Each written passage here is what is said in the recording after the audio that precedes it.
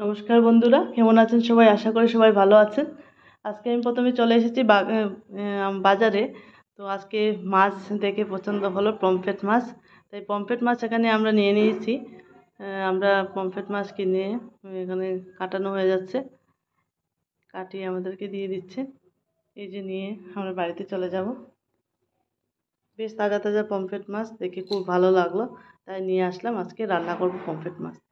তো বন্ধুরা সঙ্গে থাকবেন, এই রেসিপিটা তোমাদের সাথে শেয়ার করবো। খুবই একটা অসাধারণ রেসিপি, একদম সেরা স্বাদের দারুণ টেস্টি রেসিপি হবে আজকে।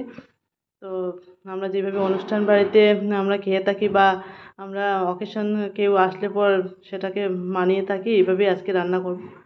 একদম দারুণ স্বাদ, সেরা, একদম মুখে লেগে থাকার মতো। তো এখানে আমি 4টা পমফ্রেট মাছ নিয়ে নিলাম। আর আমি কিছু এখানে আজকে সামগ্রী যা যা লাগবে তা রয়েছে এখানে। এখানে রয়েছে পেঁয়াজ কুচি, আর রয়েছে এখানে রসুন রসুন কুচি, আর এখানে টমেটো কুচি, কয়েকটা কাঁচা লঙ্কা, আর এদিকে রয়েছে ধনেপাতা ধনেপাতা কিছুটা রয়েছে। আর তো মশলা তো লাগবে আমাদের, হলুদ নুন জিরে। আর প্রথমে আমি নুন হলুদ লাগিয়ে নিচ্ছি মাছগুলির মধ্যে।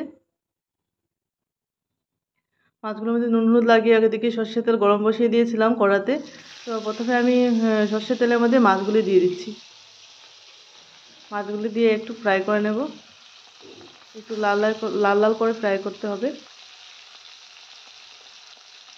মিডিয়াম আছে আমি ফ্রাই করে নিচ্ছি। এখানে আমার দুইটা সেই কড়াতে হয়েছে, তার জন্য আমি দুইটা দিয়েই দুইবারে করে নেব।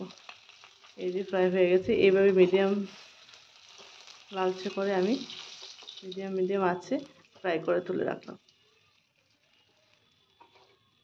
সেই তেলের মধ্যে আমি ফোড়ন দিয়ে দেব, কালো জিরে আর একটা তেজপাতা ফোড়ন দিয়ে আমি এখানে পেঁয়াজ কুচিগুলি দিয়ে দেব।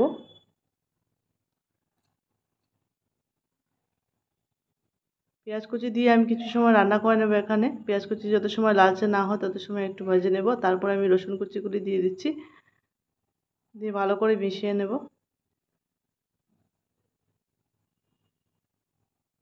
একটু লালচে হওয়া পর্যন্ত একটু ভাজতে হবে। তারপর টমেটো কুচিগুলি দিয়ে দেব।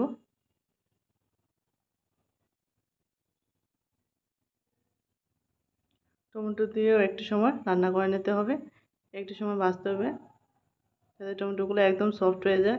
আমি এখন মশলাগুলি দিয়ে দেব। নুন হলুদ, নুনটা দেওয়ার পরে তাড়াতাড়ি হয়ে যাবে, তাড়াতাড়ি সফট হয়ে যাবে। আর এদিকে আমি একটু মশলাটা রেডি করে নিচ্ছি। এখানে আমি নিয়ে নিচ্ছি সর্ষে। আমি এখানে সর্ষে নিয়ে নিচ্ছি, সর্ষে গুঁড়ো। সর্ষেগুলি আমি আগে একটু জল দিয়ে পেস্ট করে রেখে রাখবো, আর এদিকে মশলাটা হতে থাকুক। এখানে আমি সানরাইজের যে সর্ষের পাওয়া যায় সেই সর্ষের প্যাকেটটাই নিচ্ছি। আর এখানে নিয়ে আমি একটু জল দিয়ে ভালো করে সেটাকে মিশিয়ে নেব।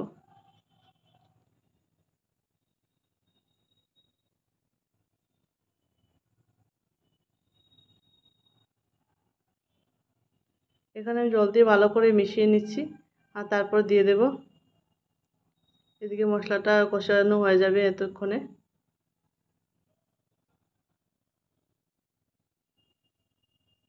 এই রান্নাটা আপনারা সর্ষে ব্যবহার করতে পারেন, আবার নাও করতে পারেন, স্কিপ করতে পারেন, কিন্তু সর্ষেটা দিলে পরে বেশি টেস্টি হয়। একবার দিয়ে রান্না করবেন। আর মশলাটা পুরো তেল ছাড়ছে, এই পর্যায়ে আমি দিয়ে দেবো মশলা, দিয়ে ভালো করে মিশিয়ে নেব। কয়েকটা কাঁচা লঙ্কা দিয়ে দিলাম। এখন কাঁচা লঙ্কা দিয়ে আমি এখন ভালো করে মেশাতে থাকবো যাতে একদম ফাইন পেস্টের মতো হয়ে যায়। সেটা দিয়ে তারপর আমি মিশিয়ে নিচ্ছি। আর মশলা কষানো হয়ে গেছে, এখন আমি দিয়ে দিচ্ছি ঝোল। ঝোলের জন্য জল দিয়ে দিলাম। এই পর্যায়ে আমি ঝোল লাগবে, একদম মাখো মাখো ভাব থাকবে, তার জন্য আমি বেশি ঝোল দিচ্ছি না। মাছগুলি দিয়ে দিচ্ছি, আমার ঝোল ফুটে আসছে, ওখানে মাছগুলি দিয়ে দিচ্ছি।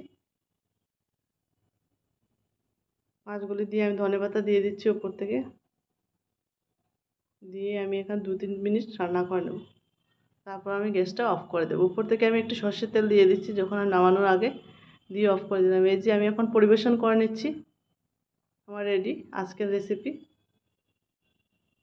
এখানে আমি পরিবেশন করে নিচ্ছি একটা প্লেটে। মাছগুলি তুলে নিচ্ছি। আজকে সেই দারুণ স্বাদের আজকে পমফ্রেট মাছের ঝাল আমার রেডি হয়ে গেল। আমি পরিবেশন করে নিচ্ছি উপর থেকে একটু ধনেপাতা ছড়িয়ে, আর একটু কাঁচা লঙ্কা দিয়ে দেবো। অসাধারণ, দেখতে যেভাবে অসাধারণ লাগছে, সত্যি খেতেও অসাধারণ, অসম্ভব টেস্টি এই মাছ। আর সেই মাছের এমনিতেই জনপ্রিয়, এবং আজকের যে রেসিপিটা সেটা একদম দারুণ লাগছে, গরম ভাতের সাথে জাস্ট জমে গেছে। আর সত্যি ভালো লাগলে লাইক শেয়ার কমেন্ট করবেন এবং ভালো থাকবেন।